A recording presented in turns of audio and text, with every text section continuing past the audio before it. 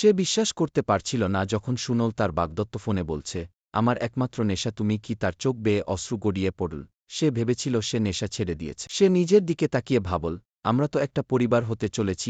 সে জানত লড়াই না করে সে হার মানবে না। যখন তার বাগদত্ত রুম থেকে বের হল, সে জিজ্ঞেস করল, ফোনে কার সাথে কথা বলছিলে।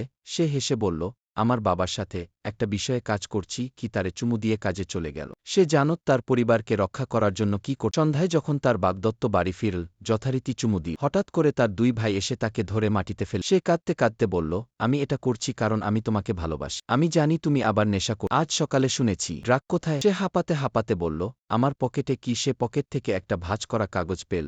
ড্রাগ নিশ্চয়ই এখানেই লুকিয়ে রেখেছে। সে ভাব, কিন্তু কাগজটা খুলে পড়তে শুরু। আমার ভালোবাসা, তোমাকে ছাড়া আমি কিছুই না। আমি বুঝেছি আমার একমাত্র নেশা। আমি তোমার জন্য একজন ভালো মানুষ হতে চাই। আমি আল্লাহর কাছে সাহায্য চেয়েছিলাম, আর তিনি আমাকে তোমাকে পাঠিয়েছেন।